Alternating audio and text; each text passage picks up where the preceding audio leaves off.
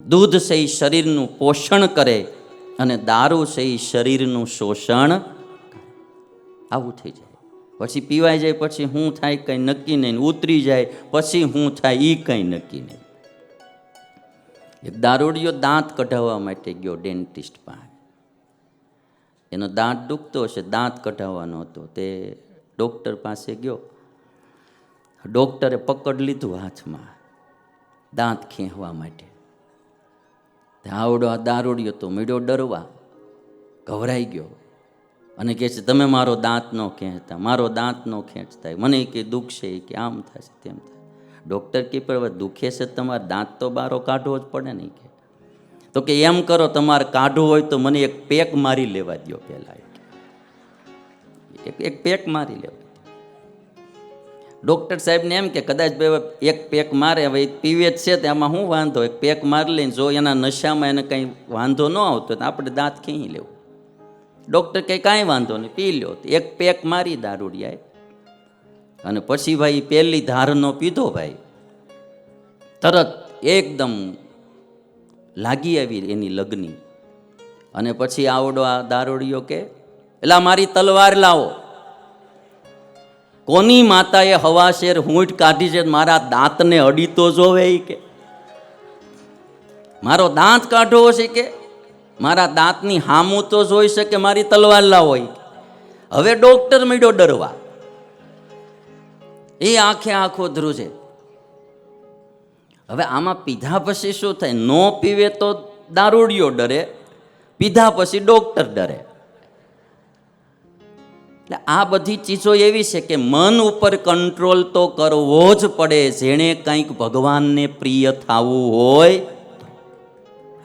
આ વસ્તુ તો આપણે બધાએ યાદ રાખવી. ન ખાવાની ચીજ ખાવાની જ નહીં. જે આપણા શરીરને નડતું હોય એ ખાઈને કામ શું છે ભાઈ? આપણું શરીર બગાડે એવા તમાકુ, માવા, પડીકી શા માટે ખાવા? ખાવાનું ભગવાને ક્યાં ઓછું આપ્યું દુનિયામાં સારું હે ભાઈ? જેનાથી આપણું શરીર નિરોગી રહે, જેનાથી આપણું શરીર પુષ્ટ બને, જેનાથી આપણું શરીર સ્વસ્થ રહે એવી ચીજ જરૂર ખાઓ, એની કોણ ના પાડે. પણ જેનાથી આપણા શરીરને નુકસાન જાય એવું ખાવું નહીં. એટલો કંટ્રોલ તો આપણો મન ઉપર હોવો જ જોઈએ. ન પીધા જેવું હોય ન પીવું. ગાયનું દૂધ પીવો, બીડીયું પીને શું કામ ભાઈ? ખાલી ખોટા ધોવાડ. અને સારું છે તો મને ઘણીવાર એમ થાય કે આ બહેનોને વ્યસન નહીં, બહુ સારું. જો આ બહેનોને વ્યસન હોત ને, એમાંય તમે ઘરે જાઓ ને જો પતિ પત્ની ઝઘડો થયો હોય ને એ બીડીયું પીત્યું હોત ને, બીડીયું પીને ધોવાડા તમારી હામાં જ કાઢત. બોલતી બંધ કરી દે તમારી.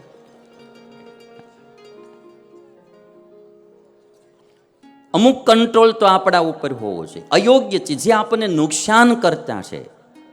હનુમાનજી મહારાજનું મન તો કેટલું જીતેલું એ તો તમે જો. યોગમાં રહેવા છતાંય વિષયમાં મન ન જવા દેવું એ યોગી પુરુષનું લક્ષણ છે.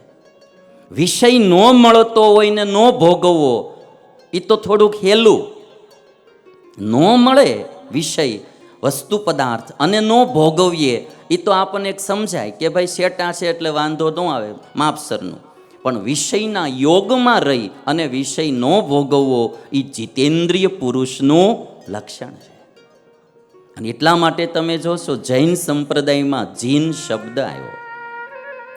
જીન એટલે જેણે પોતાના ઇન્દ્રિયો અંતઃકરણને જીતી લીધા હોય. જીન ઉપરથી જૈન શબ્દ આવ્યો. જેણે પોતાના ઇન્દ્રિયો અંતઃકરણને વશમાં કર્યા, અયોગ્ય માર્ગે જવા ન દી, જે પોતાનો રથ એને સાચા જૈન કહેવામાં આવ્યા. અને એટલા માટે આ ચાર્ટ જે છે ને મારે ને તમારે ખાસ ઉપનિષદોમાં પણ કહેવાનો, આજ હનુમાનજી મહારાજે પણ કહ્યું, આપણો રથ ખોટે માર્ગે ન જાય એનું આપણે ધ્યાન રાખવું જોઈએ. ન ખાવાની ચીજો ન ખાવી, ન પીવાનું ન પીવું, ન જોવાનું ન જોવું, આ બધું બહુ ધ્યાન રાખવું. અમુકને પછી જે એક વિષયમાં ડૂબી જાય ને પછી બહારું નીકળવું ને બહુ કઠણ પડે. એક આ મોબાઈલ છે ને એ બી એવી ચીજ થઈ ગઈ. તમે જો એક વાત યાદ રાખજો કે જે કોઈએ પણ આ દુનિયામાં કંઈક સર્જનાત્મક કાર્ય કર્યા ને, અનેક જીવોના હિતના, એ પુરુષોના જીવનમાં આપણે ડોક્યું કરીશું તો ખ્યાલ આવશે કે એ પુરુષો જીતેન્દ્રિય પુરુષો હતા, બધા સંયમી પુરુષો હતા. એ મહાત્મા ગાંધી લ્યો, એ સરદાર વલ્લભભાઈ પટેલ લ્યો, એ તમે અબ્દુલ કલામ લ્યો, એક એક પુરુષો એના જીવનમાં એના જીવનમાં સંયમ બહુ હતા, નિયમો બહુ હતા. સંયમમાં ને નિયમમાં એણે પોતાનું જીવન વ્યતીત કર્યું. એટલા માટે પુરુષોએ આ દુનિયાને કંઈક સારી ભેટ આપી છે. એટલે આપણે બધાએ બીજાને ભેટ ન આપી શકીએ તો કાંઈ નહીં, પણ આપણું જીવન બરબાદ ન થઈ જાય એટલો તો મન ઉપર કંટ્રોલ રાખવો જોઈએ. અને એટલા માટે કોઈ બહુ સરસ વાત કીધી, જે કંટ્રોલ ન રાખે ને એ એક દિવસ ફસાતો તો હોય જ છે. મોટા મોટાના કારકિર્દીઓને આમ ધૂળમાં મળી જતા આપણે નજરો નજર જોઈએ. જે મનને કંટ્રોલમાં ન રાખે, વિષયોમાં તણાઈ જાય, ભોગમાં ડૂબી જાય, એટલે મોટા મોટા માણસોના ધંધાઓ ચોપટ થઈ ગયેલા છે. હા, મોટા મોટા ધર્મ જગતના માણસોની પણ બિચારાની બદનામીઓ અપરંપાર મળી અને એની કારકિર્દી પાણીમાં મળી ગઈ.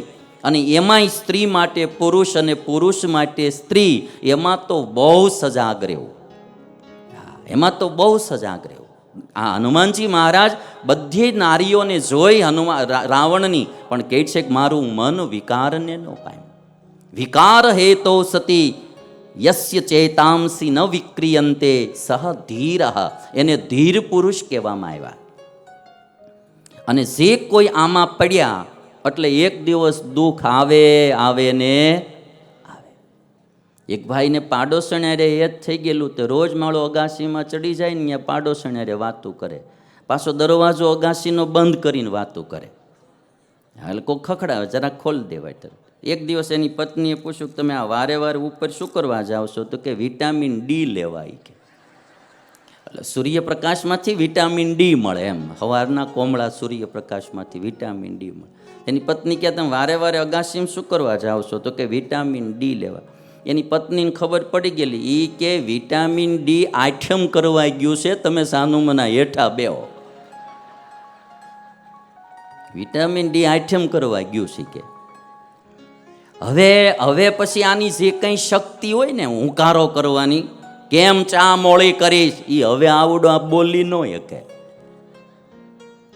હવે યા ન બોલે. પત્નીને ખબર પડી જાય પતિના ફોલ્ટની, કે પત્નીના ફોલ્ટની પતિને, પછી જે એમનો આમ રૂવાબ હોય ને, તમે એક સીધું માર્કિંગ કરી શકશો, પછી માણાની શક્તિ તરત ડાઉન થઈ જાય.